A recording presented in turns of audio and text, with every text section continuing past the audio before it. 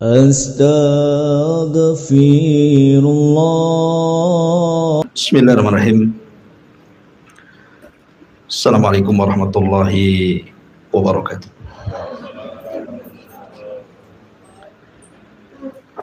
Alhamdulillah wassalatu wassalamu ala Rasulillah wa ala alihi wa sahbihi wa mawalah wa la hawla wa la quwwata illa billahi wa ba'du. Alhamdulillah, di malam hari ini kembali kita mengkaji tafsir, dan malam ini kita masuk pada surat baru, surah Al-Fajr. Dalam tertib Al-Quran, surah Al-Fajr itu masuk pada surat yang ke-89 dengan 30 ayat, 139 kalimat, 573 huruf, dan dia termasuk dari surah Makkiyah, artinya surat yang turun sebelum hijrah Nabi Sallallahu Alaihi Wasallam. Karena surah Al-Fajr ini cukup panjang, maka malam ini kita akan membahas 5 ayat pertama dalam surah Al-Fajr. A'udzubillahi minasyaitonirrajim. Bismillahirrahmanirrahim. Wal fajri wa layalin 'ashr. Wasyaf'i wal watr. Wal laili idza yasr. Hal fi dzalika qasamul lidhi hijr. Wal fajri, demi waktu fajar. Walayalin 'ashri, demi malam yang 10. Wasyaf'i wal watri, demi yang genap dan yang ganjil. Wal laili idza yasri, demi malam apabila berlalu. Hal fi dzalika qasamul lidhi hijr. Apakah pada yang demikian itu terdapat sumpah yang dapat dicerna orang-orang yang berakal. Ma'asyiral muslimin yang dimuliakan Allah Subhanahu wa taala.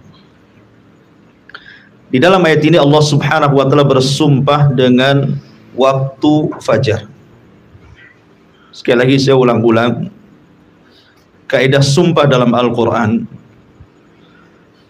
apabila Allah Subhanahu wa taala bersumpah dengan makhluk, berarti makhluk itu punya keistimewaan di hadapan Allah. Dan paling banyak dalam Al-Qur'an itu Allah bersumpah dengan waktu. Karena waktu inilah yang akan ditanya. Nabi SAW bersabda, la tazulu qadama abdin hatta yus'al an arba'. Tidak akan bergeser kaki anak Adam sampai ditanya 4 perkara. Semua bicara waktu. Pertama, an umrihi fi ma'abna, tentang umurnya, kemana dia habiskan. Yang kedua, wa an syababihi fi ma'abla, tentang masa mudanya, kemana dia lampiaskan. Ketiga, an ilmihi fi ma'amilafi, tentang ilmunya, sudahkah ia amalkan. Dan mencari ilmu butuh waktu, mengamalkannya juga butuh waktu.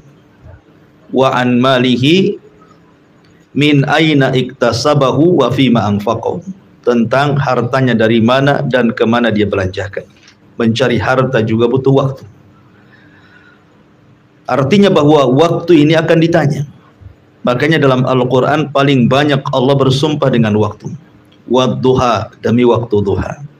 Wal asri, demi waktu asar. Di sini wal fajri, demi waktu fajar.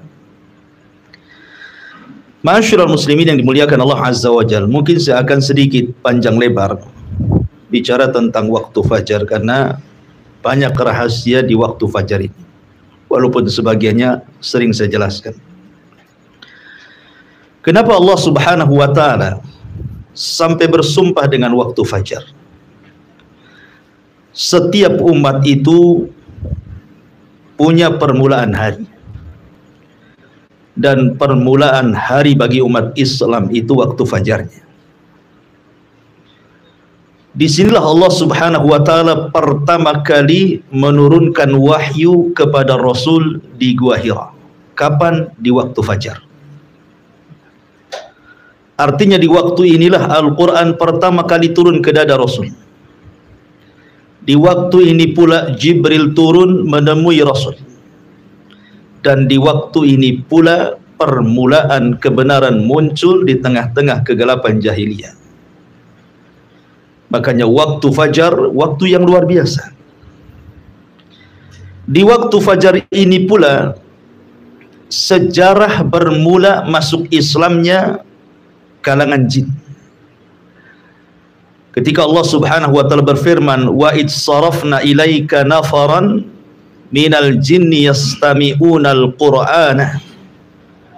Ingatlah ketika kami palingkan kepadamu wahai Muhammad sekelompok dari kalangan jin yang mendengar Al-Quran.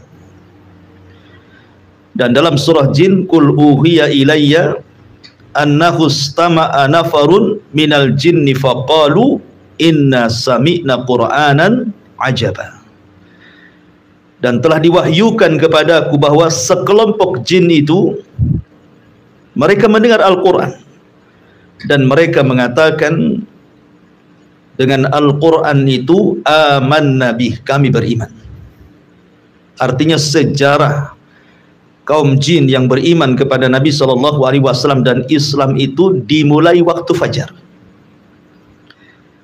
Karena 7 jin nasibin yang dari Yaman itu, yang diutus oleh iblis untuk mencari rahasia kenapa jin tidak bisa naik ke langit.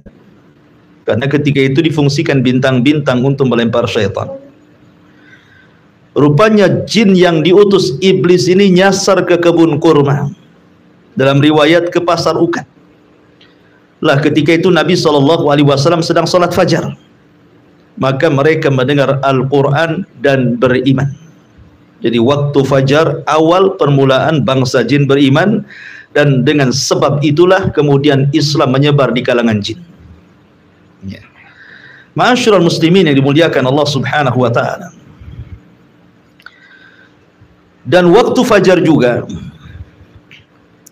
Allah Subhanahu wa taala di sini bersumpah dengan kata-kata wal fajri, demi waktu fajar. Waktu fajar adalah satu di antara sekian tanda kebesaran Allah. Yang Allah Subhanahu wa taala firmankan, "Qul ara'aitum in ja'alallahu 'alaikumul laila sarmadan ila yaumil qiyamah." Bagaimana pendapat kalian kalau seandainya Allah Subhanahu wa taala jadikan malam itu sepanjang masa sampai kiamat, tidak terbit-terbit fajar? Allah katakan, "Ailahun ma'allah?" Apakah di sana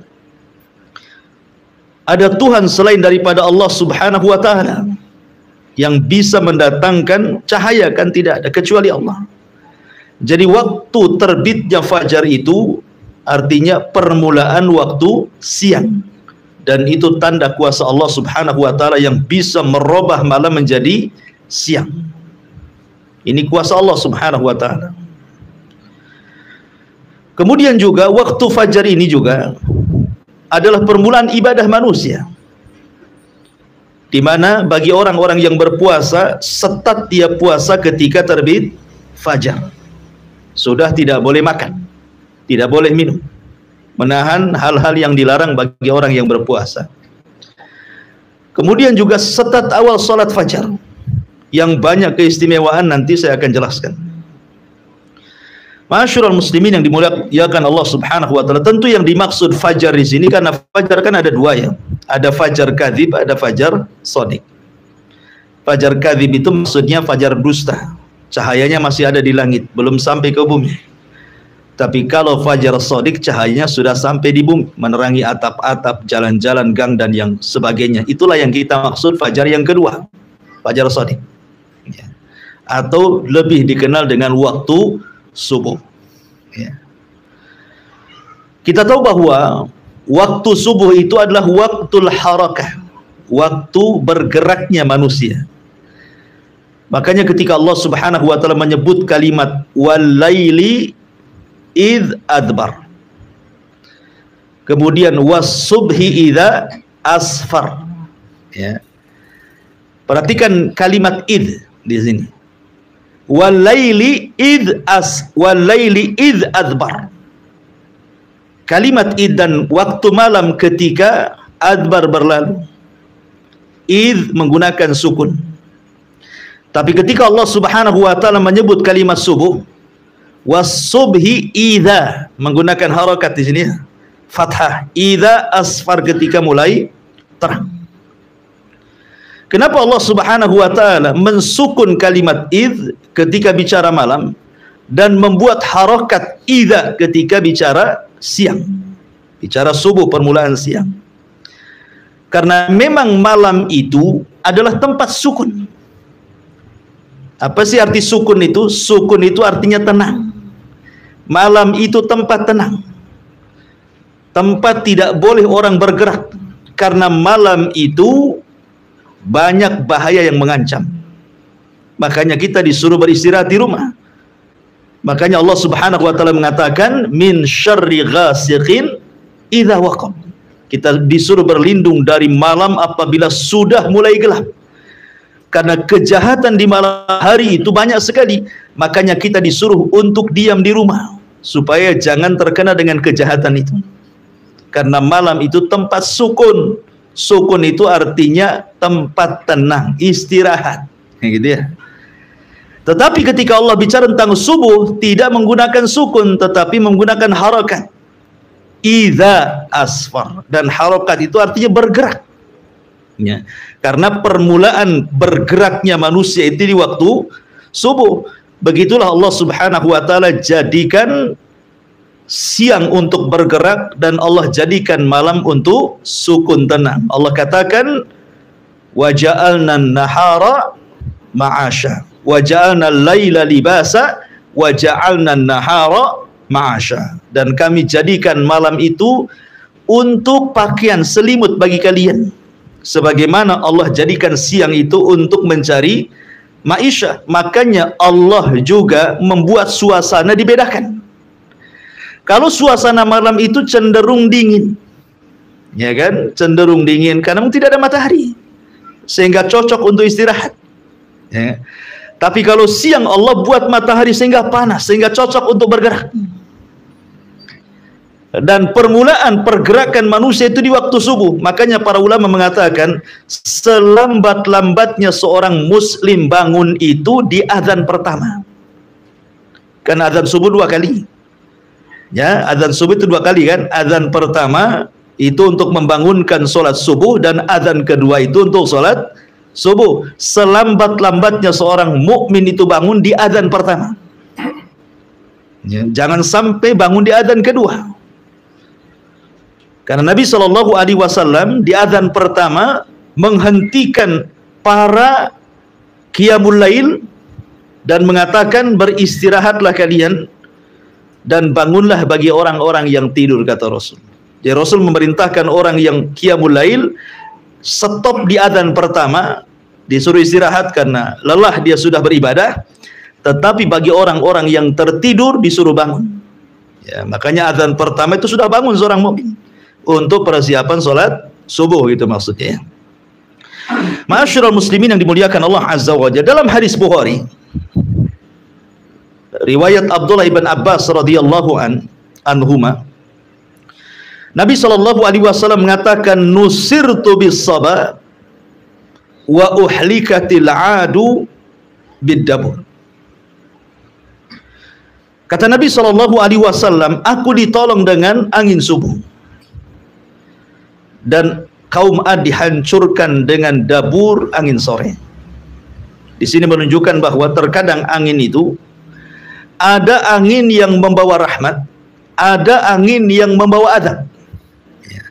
Kapan angin itu membawa rahmat? Ketika di waktu subuh. Itu angin membawa rahmat yang disebut dengan angin sobah. Syurul muslimin yang dimuliakan Allah Subhanahu wa taala. Lah, waktu subuh ini sampai-sampai Nabi SAW kenapa apabila menyerang sebuah kaum, dalam sebuah hadis yang dikeluarkan Imam Bukhari, Nabi SAW itu tidak pernah menyerang musuh di waktu siang, tidak pernah menyerang musuh di waktu sore, tidak pun menyerang musuh di waktu malam. Nabi kalau menyerang musuh itu menunggu waktu subuh, ya, menunggu waktu subuh. Jadi apabila kemudian di sebuah daerah yang hendak diserang itu dia mendengar suara azan, maka Rasul tidak akan menyerang, berarti daerah itu dianggap daerah muslim. Tapi kalau seandainya dia tidak mendengar azan, maka Rasul akan menyerbunya. Dari sini kata Syekhul Islam Ibn Taimiyah rahimahullahu taala, bahwa di antara perbedaan biladul muslim wa biladul kufar, negeri dikatakan negeri Islam dan negeri dikatakan negeri kafir itu, salah satunya apabila masih terdengar suara azan. Kalau suara azan di mana-mana, berarti negeri itu negeri Islam. Walaupun mungkin di undang-undang negara itu tidak 100% mengamalkan undang-undang Islam, tetapi di negeri itu bebas suara azan itu mantul dari satu tempat ke tempat yang lainnya, berarti negeri itu negeri Islam. Hanya semata-mata mendengar azan, karena azan itu bagian syiar gitu ya, bagian syiar. Berarti ketika syiar nampak, berarti negeri itu negeri Islam. Karena ada sebagian firqah di negeri kita ini yang mudah mentogut-togutkan negara. Bahwa negara kita ini negara togut, presidennya togut, menterinya togut, maka siapa yang dukung togut? Jadi yang nggak togut dia aja. Kan gitu ya. Tapi sudah dibubarkan sama pemerintah, alhamdulillah ya. Ma'asyiral muslimin yang dimuliakan Allah Subhanahu wa taala. Lah, Nabi SAW kalau tidak mendengar suara azan, maka Rasul menyerbu. Makanya dalam surah Al-Adiyat, apa kata Allah Subhanahu wa taala? Fal mughirati subha. Ketika Nabi SAW dihabar khawakan oleh orang-orang munafik, ketika mengirim pasukan Ali dan beberapa orang, kemudian ada kabar bahwa pasukan itu mati, kudanya dirampas dan yang lain sebagainya, Allah turunkan surah Al-Adiyat. Salah satu lafadznya dalam surah Al-Adiyat itu fal mughirati subha, bahwa Ali dan pasukannya itu sedang menyerbu musuh di waktu subuh. Ya, jadi para sahabat mengikuti sunnah Nabi SAW menyerbu di waktu subuh, karena disitulah ada angin kemenangan yang disebut dengan angin sobah, yang diteliti oleh para ilmuwan kedokteran dan kesehatan bahwa angin itu membawa kesehatan yang luar biasa. Ya, angin itu membawa kesehatan yang luar biasa apabila seseorang terkena angin di pagi hari.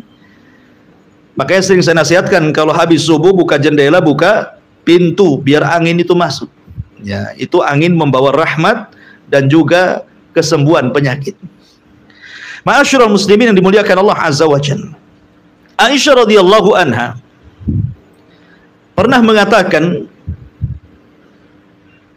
laqad kana an-nabiy sallallahu alaihi wasallam yusallil fajr fatashhadu ma'ahu nisa'un minal mu'minati mutalaffi'atin bimurutihin thumma yarji'na ila buyutihin ma ya'rifuhunna ahadun minal ghalas. Kata Aisyah radhiyallahu anha, Nabi SAW pernah mengerjakan salat subuh dan hadir wanita-wanita mukminah bersama beliau berselimutkan kain-kain murut, lalu mereka kembali ke rumah-rumah mereka, tidak ada seorang pun yang mengenali mereka karena gelap.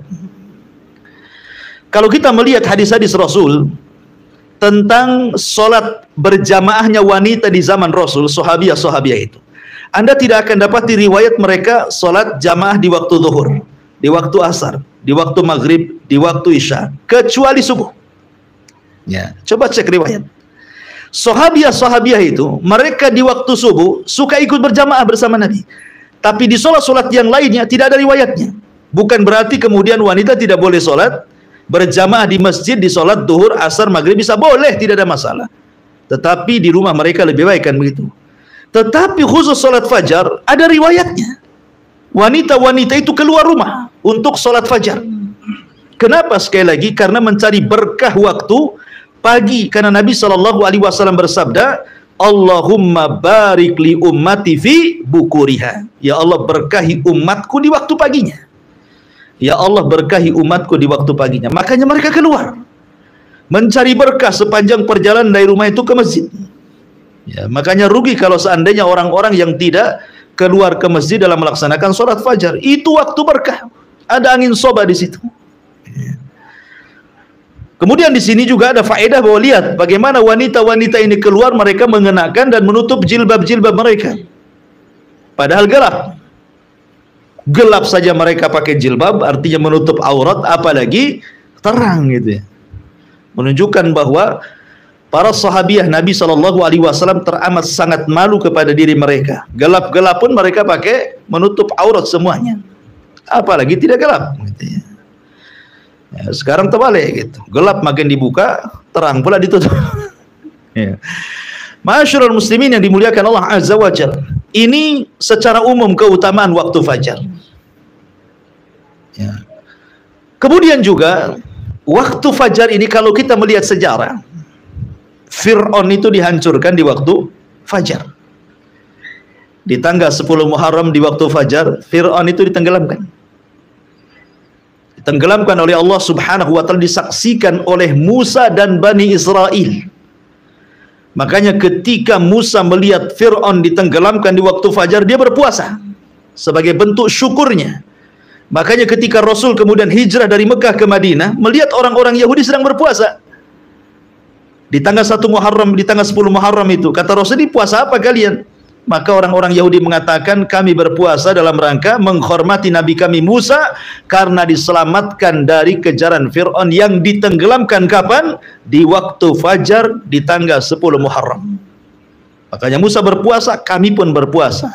Maka Rasul mengatakan, "Nahnu atau ana ahaqqu bi Musa." Saya lebih berhak menghormati Musa dibandingkan kalian. Maka Rasul pun kemudian berpuasa tanggal 10 Muharram dan memerintahkan sahabatnya untuk berpuasa, dan inilah puasa wajib pertama dalam Islam sebelum ada puasa Ramadan. Tanggal 10 Muharram, ya kan? Ma'asyiral muslimin yang dimuliakan Allah Azza wa Jalla, adapun keutamaan yang luar biasa salat fajar itu. Orang yang bangun di waktu fajar, maka dia hakikatnya telah keluar dari ejekan dan olokan syaitan.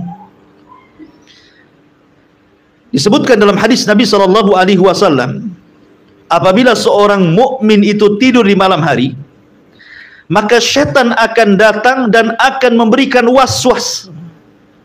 Makanya kita berlindung dari was-was syaitan. Min syarri al-waswasil khannas, ya, dari was-was yang ditimbulkan oleh syaitan dari kalangan jin. Apa was-wasnya? Maka syaitan akan datang kepada orang yang tidur itu, kemudian mengencingi telinganya. Setiap dia kencingi telinganya, maka dia akan berikan was-was dan mengatakan, "Lailun tawilun farkud," kata syaitan itu. Malam masih panjang, tidur saja. Padahal sudah fajar tuh, masih aja malam masih panjang, tidur saja. Setiap dikencingi ngomong begitu was-wasnya tuh. Lah para ulama sudah saya katakan bahwa apa makna setan mengencingi orang itu? Yang pertama artinya setan sedang mengejek orang itu. Coba bayangkan dikencingi, apa enggak diejek itu? Kita saja diludahi, sakit hati kan itu, apalagi sampai dikencingi itu muka kita. Setan hari-hari mengencingi telinga kita, ini ejekan setan kepada kita. Makna yang kedua artinya setan hendak menyumpat telinga orang tersebut sehingga dia tuli dari kebenaran. Apapun nasihat kepada dia ditolaknya. Makanya orang yang jarang sholat fajar, maka keras hatinya dan sulit mendapatkan nasihat. Karena sudah tuli itu, sudah dikencingi hari-hari oleh setan, sehingga peka telinganya, nggak mau menerima kebaikan. Makna yang ketiga, hakikat artinya setan betul-betul mengencingi telinganya. Maka orang yang bangun di waktu fajar, pertama dia berzikir setelah bangun, maka hilang satu ikatan, ya. Kemudian dia pun berwudu, maka hilang dua ikatan. Kemudian dia pun salat fajar maka hilang 3 ikatan. Dalam hadis Nabi SAW mengatakan, selain setan mengencingi orang yang tidur, setan pun mengikat tengkuk setiap orang yang tidur. Lah, tengkuk inilah ketika diikat, sengaja diikat supaya susah bangun, supaya lewat subuh gitu, maksudnya diikat tengkuknya itu. Terkadang dimimpikan oleh setan supaya orang ini tidak bangun. Makanya ketika dia terbangun hilang 1 ikatan, ketika dia berwudu hilang 2 ikatan, ketika dia sholat hilang 3 ikatan. Kata Nabi SAW, maka orang ini akan menjadi tayyibun nafsi nasyatan, maka dia akan semangat hidupnya, tahu jalan hidupnya, dan hatinya akan bersih, tidak ada kedengkian. Tetapi kalau dia tidak bangun, maka sebaliknya, kata Nabi SAW, wa illa khabithun nafsi kaslan, dia menjadi pemalas dan juga hatinya dikotori dengan hasad dan kedengkian. Bahkan sebagian para ulama mengatakan khabithun nafsi artinya akan banyak masalah-masalah yang menimpa tanpa tahu apa sebabnya. Jadi orang yang tidak pernah sholat subuh itu akan banyak masalah itu, ya. Ma'asyiral muslimin yang dimuliakan Allah Azza wa Jalla. Adapun tentang khususnya sendiri, ya, bahwa waktu fajar itu ada solat fajar. Solat fajar ini juga banyak keistimewaan, luar biasa. Di mana Allah Subhanahu wa taala akan berikan cahaya di wajahnya. Tidak mesti harus hitam jidatnya, tidak. Ya, tetap Allah Subhanahu wa taala berikan cahaya bukan hanya di dunia saja, tapi juga di akhirat. Kan Nabi SAW mengatakan, basyaril masyaina fi dzulumatil laili bin nuri tama yaumal qiyamah. Kabar gembirakan kepada orang-orang yang berjalan di malam hari, maksudnya untuk melaksanakan fajar, bahwa dia akan mendapatkan cahaya yang sempurna pada hari kiamat. Dan itu yang kita inginkan. Karena ketika orang itu meniti titian Shiratal Mustaqim, yang paling dihajatkan itu cahaya. Ya, itulah yang paling dihajatkan ketika meniti Shiratal Mustaqim. Orang yang sholat fajar, dia akan diberikan cahaya sempurna, sehingga dia bisa menyeberangi titian dengan sempurna. Kemudian juga tidak ada pahala yang dilipat gandakan dalam sholat kecuali sholat fajar dan asar. Itu dilipat gandakan tuh pahalanya, fajar dan juga asar. Kenapa demikian? Karena malaikat-malaikat yang mencatat kebaikan di malam hari dan malaikat-malaikat yang mencatat kebaikan di siang hari itu perjumpaannya itu di sholat fajar. Jumpanya itu di sholat fajar. Jadi sholat malaikat malam naik, malaikat siang turun. Lah itu jumpanya ketika manusia sedang sholat fajar. Makanya Nabi SAW mengatakan ketika Allah Subhanahu wa taala bertanya kepada para malaikat yang mencatat kebaikan di malam dan siang itu, ma taraktum ibadi, sedang apa kau tinggalkan hamba-hambaku? Maka kemudian malaikat-malaikat siang dan malam mengatakan, atainahum wahum yusallun wa taraknahum wahum yusallun. Kami datang mereka sedang sholat, kami tinggalkan mereka sedang sholat. Artinya sholat fajar dicatat oleh malaikat malam plus dicatat oleh malaikat siang, didobelkan pahalanya. Apalagi kemudian di antara sebab orang itu mudah masuk surga adalah orang yang menjaga sholat fajar. Kata Rasulullah SAW, man hafadha ala baradaini dakhalal jannah. Siapa yang menjaga 2 sholat maka dijamin masuk surga. Maksudnya kata para ulama, baradaini di sini salatul fajri wa salatul asri. Salat fajar dan salat asar. Ya, jadi salat fajar salah satunya adalah penjamin orang masuk surga. Bahkan lebih daripada itu, kata Nabi SAW, man shallal fajri fi jama'atin thumma qa'ada yadhkurullaha hatta tatlu asy-syamsu thumma shalla rak'ataini kanat ka ajri hajjatin wa umratin tamman. Barang siapa yang sholat fajar berjamaah, tentu di masjid, kemudian dia setelah itu berduduk mengingat Allah Subhanahu wa taala sampai terbit matahari, kemudian dia sholat 2 rakaat syuruk, apa pahalanya? Seperti haji dan umrah secara sempurna. Dan itu tidak didapati dalam sholat-sholat yang lainnya. Mendapatkan ibadah haji dan umroh loh, tanpa harus pergi ke Mekah sana, itu kan luar biasa. Hanya duduk setelah sholat fajar sampai terbit matahari, itu pahalanya sudah luar biasa. Bahkan lebih daripada itu, orang yang sholat fajar maka dia akan mendapatkan perlindungan sampai waktu sore hari. Fi dhimmatillah. Kata Nabi SAW, man shalla subha fahuwa fi dhimmatillah. Barang siapa yang sholat subuh, bahkan satu hari itu dia mendapatkan jaminan perlindungan Allah. Artinya kalau dia sholat subuh, betul-betul sholat subuh, berarti tidak perlu takut dalam siang itu. Tidak perlu takut dari orang yang hasad apabila hasad. Tidak perlu orang takut apabila orang sedang menyihir apabila dia menyihir. Tidak perlu orang takut apabila orang sedang dengki, sedang menzalimi, dan begitu seterusnya, karena orang ini mendapatkan naungan dan perlindungan Allah. Kalau dia betul-betul melaksanakan sholat subuh. Ini jaminan loh dari Nabi SAW, man shalla subha fahuwa fi dhimmatillah. Barang siapa yang sholat subuh, berarti satu hari itu dia dalam lindungan Allah Subhanahu wa ta'ala.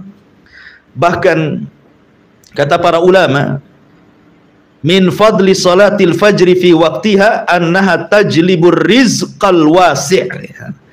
Bahwa orang yang sholat subuh pada waktunya, maka hakikatnya dia sedang membentangkan rizkinya yang luas. Makanya Nabi SAW tadi sudah saya singgung, doanya adalah Allahumma barik li ummati fi bukuriha. Ya Allah, berkahi umatku di waktu paginya. Makanya lihat para sahabat Nabi SAW ketika mereka meninggalkan sholat subuh pada waktunya, walaupun satu kali seumur hidupnya, itu menjadi penyesalan sampai wafatnya. Itu sahabat Nabi itu. Jadi dia tidak sholat subuh pada waktunya satu kali seumur hidupnya, tapi menjadi penyesalan sampai wafatnya. Anas bin Malik radhiyallahu anhu yang pernah saya ceritakan, ketika menyerbu satu daerah di bawah kekuasaan Persia, namanya Tustar, kota terbesar juga di bawah kekuasaan Persia di zaman Umar bin Khattab radhiyallahu anhu. Umar mengutus para sahabat untuk menaklukkan Tustar. Subhanallah, orang-orang Persia sama dengan orang Yahudi suka membuat benteng, sehingga untuk menghancurkan benteng itu sulit banget, ya. Sehingga para sahabat kewalahan sampai sebulan, 2 bulan, 1 tahun, 1 tahun lebih, sampai 1 tahun setengah loh, untuk merobohkan benteng itu tidak bisa. Karena musuh itu selalu memanah menombak dari atas, sehingga tidak bisa mendekati benteng. Sampai 1 tahun setengah loh. Bayangkan pengepungan yang cukup lama itu bisa membuat kekalahan loh, karena namanya orang ngepung itu perlu biaya, perlu makan, perlu istirahat, dan begitu seterusnya kan gitu. Tapi Allah Subhanahu wa ta'ala takdirkan benteng itu roboh di waktu fajar. Subhanallah. Benteng itu roboh di waktu fajar. Karena waktu fajar itu waktu lengahnya manusia, lagi ngantuk-ngantuknya kan itu. Robohlah benteng itu. Masuklah tentara kaum muslimin, kemudian mampu menaklukkan Tustar dalam waktu sesingkat-singkatnya. Mulai terbit fajar sampai terbit matahari, kalah Tustar itu. Padahal ngepungnya 1,5 tahun tuh. Gitu ya. Naklukannya hitungan jam. Setelah kemudian para sahabat menaklukkan Tustar dan matahari sudah terbit, baru kemudian mereka sholat subuh. Setelah matahari meninggi. Artinya mereka sholat subuh di luar waktu. Dan ini pernah dilakukan Rasul ketika perang Ahzab. Kan Rasul harus menjaga parit. Sebab kalau tidak dijaga, musuh itu akan meloncat dengan kuda-kuda mereka, sehingga Rasul tidak bisa meninggalkan untuk melaksanakan sholat. Meleng aja sedikit, kuda masuk. Makanya Rasul harus terus fokus gitu ya, sampai akhirnya di waktu maghrib. Rasul dan sahabat belum sholat asar. Ketika datang waktu maghrib, baru Rasul dan sahabat sholat asar. Artinya Rasul pun pernah melaksanakan sholat di luar waktu karena peperangan kan itu. Anas bin Malik radhiyallahu an apabila disebutkan perang Tustar selalu menangis. Kenapa? Sampai ditanya, bukankah perang Tustar Allah menangkan? Kenapa engkau menangis, wahai Anas? Kata Anas bin Malik radhiyallahu an, aku tidak menyesali perang Tustar. Itu kemenangan dan kebahagiaan dan nikmat Allah yang Allah anugerahkan kepada kita kaum muslimin. Tapi aku menangis apabila disebutkan perang Tustar, karena ketika itu aku tidak sholat subuh pada waktunya, melainkan setelah terbit matahari. Dan itu menjadi penyesalan Anas ibn Malik sampai wafatnya. 1 kali loh ya. Dia tetap sholat, cuman sholat di luar waktu, dan itu pun karena darurah, namanya perang. Ya. Ada waktu-waktunya tidak bisa kita melaksanakan sholat khauf ketika genting-gentingnya perang.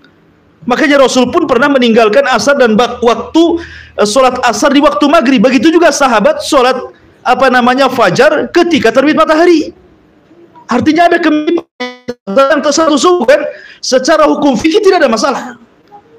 Anas bin Malik radhiyallahu anhu dan bagi para sahabat yang lain bahwa sholat tepat waktu itu, apalagi sholat fajar, itu sesuatu yang berharga bagi mereka. Jangankan sholat wajibnya, sholat sunnahnya saja lebih baik dibandingkan dunia dan isinya, kan itu. Rakaatai al-fajri khairun minad dunya wa ma fiha. Sholat rakaat fajar saja lebih baik dibandingkan dunia dan isinya. Yang namanya dunia dan isinya kan macam-macam. Ada mobil, ada rumah mewah, ada tanah, macam-macam ya. Tapi tidak lebih baik daripada 2 rakaat sunnah fajar. Kalau 2 rakaat sunnah fajar saja itu segitu pahalanya, gimana subuhnya? Yang merupakan kewajiban Allah Subhanahu wa taala.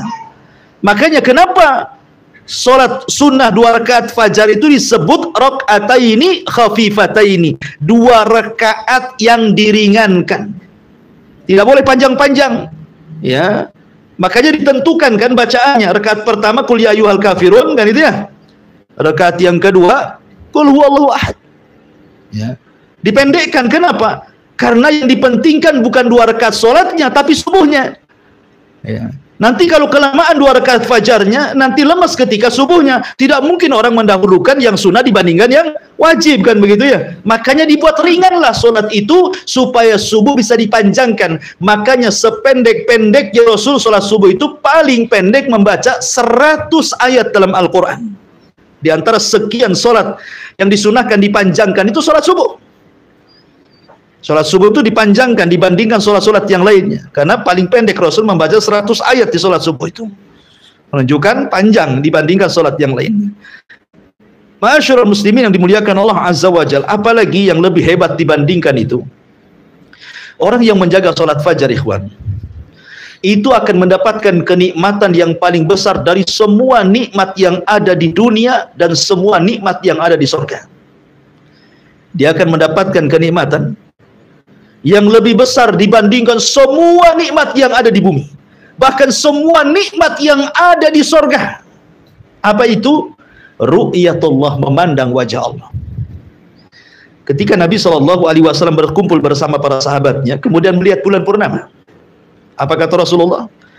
Kata Nabi SAW, innakum satarawna rabbakum kama tarawna hadzal qamar la tudamuna fi ru'yatihi fa istata'tum alla taghlibu ala salati qabla tulu'i syamsi wa qabla ghurubiha faf'alu, kata Rasulullah.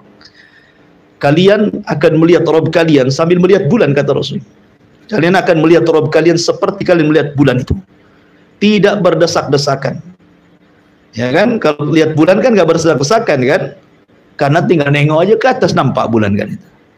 Rasul ingin menyamakan cara melihat, bukan Allah seperti bulan, bukan, cara melihat. Ya. Kemudian kata Nabi SAW, kalau kalian ingin, ya, alla taglibu ala salati qabla tulu'il fajri wa qabla ghurubihi faf'alu. Kalau kalian ingin melihat Allah Azza wa Jalla, ya, maka jangan pernah terkalahkan untuk melaksanakan salat sebelum terbit matahari, maksudnya subuh, dan sebelum terbenam matahari, waktu artinya salat asar. Bahwa orang yang menjaga 2 salat ini sebab terbesar kita mendapatkan kenikmatan yang jauh lebih nikmat dibandingkan surga itu sendiri, apalagi nikmat dunia berupa ru'yatullah azza wa jalla, melihat dan memandang wajah Allah Subhanahu wa taala. Ma'asyiral muslimin yang dimuliakan Allah Subhanahu wa taala. Kemudian juga waktu fajar ini salah satunya adalah salatul fajri taqi min adzabillahi wa ghadabi wa iqabi. Bahwa salat fajar itu bisa menghindarkan dari azab Allah, kemarahannya, bahkan iqabnya. Dan salatul fajar min asbabin najati minan nar. Salat fajar itu diantara penyebab seseorang terhindar dari neraka. Tentu ada beberapa perkara yang membantu kita untuk bangun di waktu fajar. Secara global ada 5. Yang pertama, jangan lupa baca doa sebelum tidur. Karena itu hal yang bisa membangunkan kita di akhir malam. Kemudian yang kedua, jangan bermaksiat sebelum tidur. Karena maksiat itu yang membuat orang tidak bisa bangun di waktu subuh. Kemudian yang ketiga, berusaha untuk membayangkan keistimewaan sholat fajar. Yang sudah saya jelaskan, bahwa kalau bangun di sholat fajar itu waktu yang sangat istimewa. Orang kalau sudah tahu keutamaannya pasti ingin mengejarnya. Maka rasakan keutamaan sholat fajar supaya mudah bangun. Kemudian yang keempat, al-hirsu ala nafsi sifatil munafiqin ala nafsi. Berusaha, kalau saya tidak bangun subuh berarti ada sifat munafik dalam dada saya. Saya tidak hendak jadi munafik. Maka dia akan berusaha untuk bangun. Kemudian yang terakhir, tentu kita bisa meminta tolong kepada, kalau yang sudah punya istri atau pasangan, atau kita bisa minta tolong pada handphone gitu ya, dibuat alarm gitu ya, supaya mudah bangun. Makanya di sini karena sedemikian rupa pahala ibadah di waktu fajar ini, dan waktu fajar sendiri adalah waktu yang sangat istimewa, makanya Allah Subhanahu wa taala bersumpah wal fajri, demi waktu fajar. Ini yang pertama. Kemudian Allah mengatakan walayalin ashri. Layalin ashri. Ada 4 penafsiran. Layalin ashri, malam yang 10 itu apa saja? Yang pertama, malam yang 10 itu artinya, menurut saya Imam Ibn Utsaimin rahimahullahu ta'ala, dan ini yang dikuatkan pendapatnya oleh beliau, maksudnya malam 10 di sini artinya 10 malam akhir Ramadan. Tanggal 20 Ramadan sampai selesai disebut Ashrul Awakhir, malam-malam akhir Ramadan. 10 awal Ramadan. Kenapa Allah Subhanahu wa taala jadikan sumpah? Karena di 10 malam akhir Ramadan terdapat malam terbaik dalam setahun yang disebut dengan Lailatul Qadar. Makanya dijadikan sumpah walayalin ashri. Ini satu pendapat. Pendapat yang kedua, maksudnya layalin ashri di sini artinya 10 awal bulan Dzulhijjah. Diitlakkan malam mencakup siang. Ya, jadi kalimat malam tidak mesti harus malam, bisa juga disebut siang, karena dalam bahasa Arab ini terkadang kalimat yang sama, contoh namanya baina likulli adzanaini salatun. Baina kulli adzanaini salatun. Di antara dua adzan itu ada salat. Maksudnya adzan yang pertama adzan yang kita ma'ruf, adzan yang kedua maksudnya kok qomat gitu ya.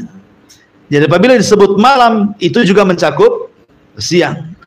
Makanya ketika para ulama membahas ada enggak qobliyah Jumat, ada enggak hukum qobliyah Jumat, ya, menjadi khilaf para ulama. Ada yang mengatakan ada qobliyah Jumat, berdalil dengan setiap 2 adzan itu ada sholat di situ. Maksudnya adzan dan qomat. Mereka berdalil dengan dalil ini. Tetapi bukan qobliyah yang dimaksud para ulama. Jadi yang membolehkan qobliyah Jumat itu bukan artinya sholat rawatib, bukan. Bukan sholat rawatib kayak ba'diyah qobliyah, bukan. Maksudnya hadis di antara 2 adzan itu sholat, maksudnya sholat nafilah, sholat sunnah, gitu maksudnya ya. Jadi antum boleh sholat di antara 2 adzan, ya. Kalau mamanya untuk menghindari fitnah kan gitu, kita di mana, kadang-kadang kalau kita duduk terfitnah pula kan. Jadi kita melaksanakan sholat sebelum Jumat itu bukan rawatib, ingat ya, bukan rawatib, tetapi sholat sunnah. Dalilnya ini, di antara 2 adzan itu ada sholat maksudnya ya. Dan adzan pertama, adzan itu ya adzan yang kedua itu maksudnya qomat. Ya, ini bagi yang berpendapat bolehnya sholat sebelum Jumat, tetapi bukan rawatib niatnya. Ini yang kita katakan, kalau mereka mengatakan qobliyah, kita katakan tidak ada qobliyah sebelum Jumat. Tidak ada. Ya, tidak ada hadisnya. Adapun hadis ini bukan bicara qobliyah, bicara tentang sholat nafilah, sholat sunnah. Karena keumuman hadis di antara 2 adzan itu ada sholat di situ. Ya, kalaupun kita sholat sebelum apa namanya Jumat, bukan qobliyah, sekali lagi bukan qobliyah ya, tapi itu nafilah, mengambil keumuman hadis ini, maksudnya begitu. Ataupun sholat mutlak, nah, mulai datang ke masjid antum sholat 2 rakaat salam 2 rakaat salam tanpa dibatasi. Itu yang disunahkan di sholat Jumat gitu ya.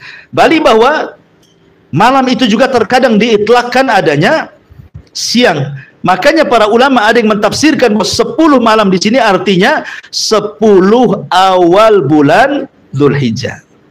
Dan itulah siang terbaik dalam setahun. Kalau malam terbaik dalam setahun 10 akhir Ramadan, kalau siang terbaik dalam setahun 10 awal bulan Dzulhijjah. Karena di situ tergabung banyak amalan. Ada kurban, gitu ya. Ada haji di situ. Ya, kemudian amalan yang beramal di 10 awal bulan Dzulhijjah itu sebanding dengan orang yang mati syahid dalam hadisnya kan. Makanya itu adalah siang-siang terbaik dalam sejarah 10 awal bulan Dzulhijjah. Itu penafsiran yang kedua. Penafsiran yang ketiga, layalin ashri itu artinya 10 akhir dari puasanya Nabi Musa. Nabi Musa alaihi salatu wassalam awalnya dia berpuasa berapa hari? 30 hari. Salasina lailan. Jadi ingat, syariat dulu dengan syariat sekarang beda ya. Kalau Musa itu puasa malam. Kalau syariat Nabi Musa itu puasa di malam hari. Tapi kalau syariatnya kita puasa di siang hari. Dan puasa di siang hari jauh lebih afdal dibandingkan puasa di malam hari. Jadi malam itu untuk mereka, siang untuk kita. Nabi Musa alaihi salatu wassalam puasa di malam hari sampai 30 hari. Ketika di hari 30, karena dia akan berdialog dengan Allah Azza wa Jal, maka dia mengambil siwak untuk menyiwak giginya, karena takut bau, membatalkan puasanya. Tapi Allah Subhanahu wa taala kemudian datang dan mengatakan kepada Musa, jangan kau batalkan puasamu. Jangan kau batalkan puasamu, karena bau mulutnya orang yang berpuasa jauh lebih wangi di sisi Allah dibandingkan minyak kasturi. Maka Allah katakan tambah 10 hari lagi. Makanya Allah mengatakan wa atmamnaha bi ashrin wa tamma miqatu rabbih arba'ina lailan. Maka Musa pun menyempurnakan 10 hari lagi, sehingga sempurnalah dari 30 menjadi 40 malam. Disitulah turun Taurat. Jadi 10 malam di sini artinya 10 malam akhir daripada puasanya Nabi Musa, ya, akhir daripada puasanya Nabi Musa. Ini penafsiran yang ketiga. Penafsiran yang terakhir adalah yang dimaksud layalin ashri di sini adalah 10 awal bulan Muharram. 10 awal bulan Muharram itu masuk pada penafsiran walayalin ashri. Walaupun sekali lagi pendapat Syekh Utsaimin rahimahullah taala cenderung kepada lail di sini artinya 10 akhir bulan Ramadan. Ini ayat yang kedua. Wal fajri walayalin ashri. Kemudian Allah mengatakan wasyaf'i wal watr. Wasyaf'i wal watr, demi yang genap dan yang ganjil. Apa maksudnya demi yang genap dan yang ganjil ini? Ada yang mengatakan maksudnya yang ganjil itu Allah. Allah kan ahad, satu. Adapun yang genap itu adalah makhluknya. Karena ketika Allah Subhanahu wa taala menciptakan makhluk pasti berpasang-pasangan. Ya kan? Ada langit, ada bumi, ada lautan, ada daratan, ada jin, ada manusia, ada perempuan, ada laki-laki. Nah, pasti berpasang-pasangan itu, ya. Makanya Allah Subhanahu wa taala berfirman kan ketika min kulli syai'in khalaqna zawjayn dalam surah Az-Zariyat ayat 49. Min kulli syai' wa min kulli syai'in, dan dari segala sesuatu yang Allah ciptakan itu khalaqna zawjaini, pasti kami akan ciptakan berpasang-pasangan. Berarti yang genap itu makhluk, karena makhluk berpasang-pasangan kan, genap dia dua-dua, ya kan, langit bumi dua, darat laut dua, gitu ya, gelap terang dua, gitu. Genap maksudnya witir itu Allah sang khalik, adapun yang genap itu maksudnya makhluknya. Jadi Allah bersumpah dengan dirinya dan juga dengan makhluknya. Penafsiran yang kedua, maksudnya yang witir di sini Allah bersumpah dengan Adam. Adam itu witir, satu. Ya, karena Allah Subhanahu wa taala tidak menciptakan dari ibu bapak. Adam itu diciptakan sendirian oleh Allah Subhanahu wa taala. Kemudian setelah itu Allah ciptakan Hawa dari tulang rusuknya menjadi genap. Berarti yang witir itu Adam, yang genap itu Adam dan Hawa dan seluruh keturunannya. Allah bersumpah dengan Adam dan juga Hawa. Kemudian yang ketiga, maksudnya witir ini adalah semua sifat, maksudnya witir itu sifat Allah, tetapi genap itu sifat makhluk. Maksudnya begini, Allah Subhanahu wa ta'ala ketika mengeluarkan kita dari perut ibu kita, wallahu akhrajakum min butuni ummahakum la ta'lamuna syai'a wa ja'ala lakumus sam'a wal absara wal af'idah, kan itu. Ketika Allah menciptakan kita, dikeluarkan dari perut ibu kita, kita tidak mengetahui sesuatu, sama sekali tidak punya apa-apa. Bahkan pendengaran pun tidak mendengar, penglihatan pun tidak melihat, ya kan? Kemudian hati pun tidak berakal. Baru sedikit demi sedikit setelah dia besar sedikit, mulailah pendengaran melihat. Kemudian pendengaran mendengar, penglihatan melihat, kemudian hati mulai berpikir, kemudian diberikan ilmu. Terus sampai dia tua, maka Allah akan kembalikan sebagaimana dia dilahirkan. Ketika sudah tua mulai rabun, ya kan? Ya, kemudian mulai peka, ngomong harus keras-keras, kan ya? Mulai pikun, padahal dulu orang paling cerdas dulunya. Nah, dikembalikan tuh sifat bayinya ke ketua. Tapi Allah Subhanahu wa ta'ala witir. Ya, Allah tidak pernah didahului dengan kebutaan kemudian melihat, atau setelah melihat buta, tidak. Allah itu akan senantiasa melihat dan melihat dan melihat dan melihat, ya, tidak didahului dan juga tidak diawali dengan perkara-perkara kebalikan daripada melihat. Laisa kamitsli syai'un wa huwas samiul basir. Itu juga penafsiran yang ketiga. Penafsiran yang keempat, maksudnya al-syaf'i wal watr ini mencakup semua ibadah. Contoh salat, ada yang ganjil, ada yang genap. Maghrib ganjil, kan itu ya. Kemudian isya genap. Ya. Kemudian puasa ayyamul bid ganjil, ya kan 3 hari saja kan, Senin Kamis genap, gitu ya. Ramadan juga terkadang digenapkan, terkadang diganjilkan, tergantung melihat bulan. Ya, jadi semua ibadah itu mencakup ibadah. Namanya genap ganjil itu semua ibadah tercakup padanya kalimat asy-syaf'i wal watr. Ada juga yang mengatakan bahwa yang dimaksud asy-syaf'i wal watr itu 10 akhir Ramadan. Mulai tanggal 20 Ramadan sampai tanggal 30 atau 29, 1, 2, 3, 4, 5 sampai selesai akhir Ramadan, itu bisa mengandung genap ganjil. Ya.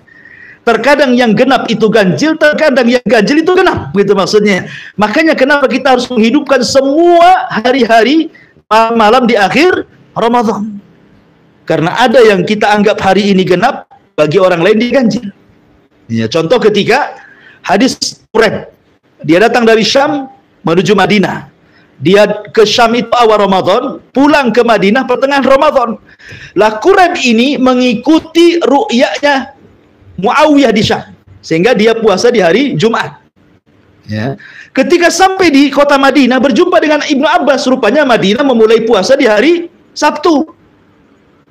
Kemudian kata Quraib, tidak cukuplah Muawiyah melihat. Ya. Kenapa kau tidak ikut Muawiyah sana, gitu maksudnya ya. Kata Abdullah ibn Abbas, beginilah yang diperintahkan Rasul. Apabila tidak melihat bulan berarti digenapkan. Makanya kami puasanya Sabtu, mereka Jumat. Ketika kita anggap ini ganjil, di sana dianggap genap. Dan sebaliknya begitu. Ya. Jadi ada yang mentafsirkan juga seperti itu. Itulah wasyaf'i wal watr. Kemudian Allah mengatakan wal laili idza yasri, dan demi malam apabila telah berlalu. Maksudnya apabila malam itu masuk meninggalkan siang dan masuk waktu malam. Maksudnya di sini ada yang mentafsirkan bahwa kapan itu malam? Ada yang mengatakan malam itu dimulai dari waktu asar. Malam itu dimulai dari waktu asar. Ada juga yang berpendapat malam itu dimulai waktu maghrib. Adapun malam yang dimulai waktu asar, karena hadis Nabi SAW tentang ta'aqub al-malaika, pergantian malaikat siang malam yang mencatat kebaikan, berjumpanya di waktu sholat asar. Ya, jadi malaikat malam yang akan mencatat amalan kebaikan kita di malam hari itu, mereka turun di waktu asar. Berarti asar itu waktu malam bagi ta'aqubatil malaika. Ya, pergantian malaikat siang dan malam dimulai waktu asar. Disitulah waktu dicatatnya 2 pahala malaikat siang dan malam. Makanya sebagian ulama mengatakan malam itu dimulai waktu asar. Berarti kalau kita cerita tentang i'tikaf, berarti masuknya di waktu asar. Ketika kita bicara tentang Lailatul Qadar, berarti Lailatul Qadar itu dimulai di waktu asar. Gitu maksudnya. Bagi pendapat ini. Ya. Pendapat yang kedua, tidak, malam itu di waktu maghrib. Ketika terbenam matahari itulah malam. Ya, itulah malam gitu. Jadi ada dua pendapat tentang apa itu malam. Ya, malam itu maksudnya setelah maghrib, karena disitulah ada waktu sholat maghrib. Nanti terus ke malam lagi ada isya, ke malam lagi ada witir, ya setelah isya sampai sepertiga malam sampai subuh. Jadi banyak amalan di malam hari. Dan saya sudah jelaskan bahwa ibadah di malam hari lebih afdal dibandingkan ibadah di siang hari. Ya, makanya Allah jadikan sumpah malam itu dalam suratul Fajr. Kemudian yang paling utama tentu di malam hari adalah 10 akhir atau sepertiga akhir malamnya. Kan malam itu kan ada permulaan, ada pertengahan, ada akhir. Yang paling utama dari malam itu adalah akhir malam, sepertiga malam akhir. Disinilah rahasia rizki, rahasia berkah, rahasia umur, rahasia macam-macam di sini. Ya, ketika Allah turun ke langit dunia, kemudian mengatakan siapa yang minta ku kasih, siapa yang berdoa ku kabulkan, siapa yang minta ampun ku ampuni. Maka kalau orang bangun di sepertiga malam, mintalah sesuatu yang akan berlalu setelah terbit fajar sampai terbenam matahari kembali. Disitulah rahasianya. Ya, di sepertiga malam akhir. Dan yang terakhir Allah mengatakan di sini, hal fi dzalika qasamul lidzi hijr. Apakah pada yang demikian itu terdapat sumpah yang dapat diterima orang-orang yang berakal? Tentu orang yang berakal akan memanfaatkan hal-hal yang sudah saya jelaskan di sini. Ya, betapa banyak keutamaan waktu fajar, 10 malam, ya kan? Kemudian asy-syafi wal watar dan ibadah-ibadah di malam hari. Tentu kalau dia berakal akan mengambil pelajaran dari itu semuanya. Kecuali orang yang tidak berakal tentu tidak akan mengambil dari sumpah-sumpah Allah yang 4 ini.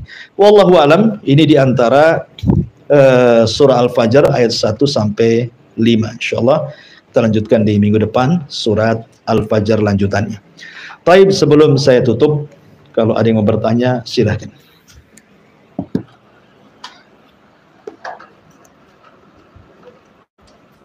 Taib. Mengenai azan dan fajar dan waktu anak di Bandung, karena sering dengar masjid yang melakukan azan 2 kali. Jadi azan pertama itu ada suatu kali yang kedua ada. Ya, alhamdulillah. Tentang kalimat taswib, itu dalam bahasa fikih disebut taswib namanya ya. Taswib itu bacaan as-salatu khairun minan naum. Dan bacaan taswib itu diajarkan Rasul kepada seorang sahabat namanya Abi Mahdhurah, salah satu muadzin Rasul yang bertugas adzan di Masjidil Haram setelah Fathu Mekah. Ya. Terjadi khilaf para ulama tentang taswib ini diletakkan di mana. Apakah di adzan pertama ataukah di adzan kedua? Sekali lagi ini khilaf panjang sebenarnya. Tidak mungkin saya bentangkan ya karena juga perlu pembahasan. Memang ada sebagian para ulama mengatakan taswib itu di adzan pertama. Di adzan pertama maksudnya sebelum adzan subuh. Ya. Tapi ada juga yang mengatakan bahwa riwayatnya tidak kuat sehingga taswib itu dikembalikan kepada adzan subuh. Maksudnya ya ma'ruf adzan subuh as-salatu khairu minan naum. Ya, walaupun saya sendiri cenderung kepada pendapat adzan subuh as-salatu khairu minal. Tapi kalau seandainya ada di adzan pertama dia mengatakan as-salatu khairu minal, tidak ada masalah. Dan itu juga ada sebagian pendapat ulama seperti itu. Ini kalimat taswib namanya. Jadi ini perkaranya luas masalah fikih. Ya, bagi Anda yang mengatakan as-salatu khairu minal di adzan pertama silahkan, karena juga ada ulamanya yang berpendapat seperti itu. Bagi yang sholat subuh juga silahkan. Dan saya cenderung kepada sholat subuh. Wallahu a'lam.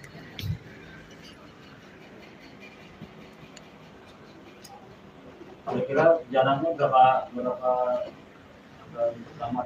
Jarak antara adzan pertama dengan adzan yang kedua tidak lama. Kata Nabi SAW, makanlah, minumlah sampai terdengar adzannya Abdullah ibn Umi Maktum. Ya, sampai Jadi selama Anda masih mendengar adzannya Abdullah ibn Maktum, masih dibolehkan makan minum sahur gitu maksudnya. Sampai terdengar adzan terbalik. Kalau masih mendengar adzan Bilal kan adzan pertama. Abdullah ibn Maktum itu adzan kedua, karena Abdullah ibn Maktum kan orang buta. Ya, dia tidak tahu fajar kan karena tidak melihat. Kecuali kalau Bilal menyuruh dia adzan baru adzan. Makanya Abdullah ibn Maktum itulah dia adzan subuh kalau Bilal adzan pertama. Kata Rasul, selama engkau masih mendengar adzan Bilal, boleh makan, boleh minum. Ya, sampai kau mendengar adzannya Abdullah ibn Maktum, maka tahan, karena itu sudah adzan subuh. Dan dalam hadis Zaid, ketika Nabi SAW ditanya soal jarak antara sahur dia dengan azan subuh berapa? Seperti membaca 50 ayat Al-Quran. Ya, mungkin boleh juga ini jadikan standar bahwa dari adzan pertama dengan adzan kedua itu ya sekitar bacaan 50 ayat dalam Al-Quran. Tidak lama, jangan lama-lama. Jam subuh, jam 3 adzan pertama ya tidur lagi. Itu kan gunanya untuk membangunkan sholat subuh. Jadi mendekati waktu subuh. Ya, kalau jam 3 itu ya untuk sholat malam namanya. Nanti 3 kali pula azan. Gitu ya. Tetapi ini namanya sunnah mahjurah, ya, sunnah yang banyak ditinggalkan. Bahkan hampir-hampir kaum muslimin tidak kenal adzan pertama sebelum subuh. Bahkan kalau kita di sini mungkin sebagian kita aneh kalau ada orang yang azan pertama sebelum subuh ini. Jadi kiranya orang yang azan itu ngelindur, bangun tidur ngelindur langsung ambil mic, kan itu ya. Padahal yang ngelindur itu, yang ngomong ngelindur itu, yang tidak paham bahwa itu diantara sunnah Nabi SAW. Taib ini di YouTube ada pertanyaan dari Habibi Sidoarjo. Masya Allah, orang Sidoarjo nonton. Assalamualaikum Ustaz, saya ingin bertanya bagaimana dengan waktu hujan? Ustaz, apakah bisa mengundang bala atau rahmat Ustaz? Dan apakah ada ciri-cirinya Ustaz? Ya bismillah, alhamdulillah. Hujan itu adalah rahmat, tetapi bisa menjadi bala. Sebagaimana ada seorang Arab Badui datang kepada Rasul sedang khutbah Jumat. Bayangkan Rasul sedang khutbah Jumat, namanya Badui. Tiba-tiba kemudian orang ini langsung ngomong, ya Rasulullah, ya desa kami hancur, paceklik, kepanjangan, tanah belah dan begitu seterusnya. Hewan kami kelaparan, kami pun kelaparan. Berdoalah kepada Allah untuk dihujani. Maka Nabi SAW langsung berdoa. Tiba-tiba turun hujan 1 minggu. Banjir gak karu-karuan. Tadi minta hujan jadi banjir hujannya. Karena gak berhenti-berhenti hujannya. Jadi banjir, bukannya bawa rahmat, bawa bala jadinya. Minggu depannya dia datang kepada Nabi SAW dan mendoakan, ya Rasulullah, hujan kegedean, kata. Banjir desa kami itu. Tolonglah hentikan, berdoalah kepada Allah. Maka Rasul berdoa kepada Allah dan mengatakan, Allahumma Allahumma hawalaina wala alaina. Allahumma alal akam wal azailah, akhir hadis lah pokoknya. Lupa lafadznya. Ya Allah, pindahkan hujan itu, bahasanya. Pindahkan ke bukit-bukit, pindahkan ke gunung-gunung, ke tempat-tempat yang banyak pohonnya.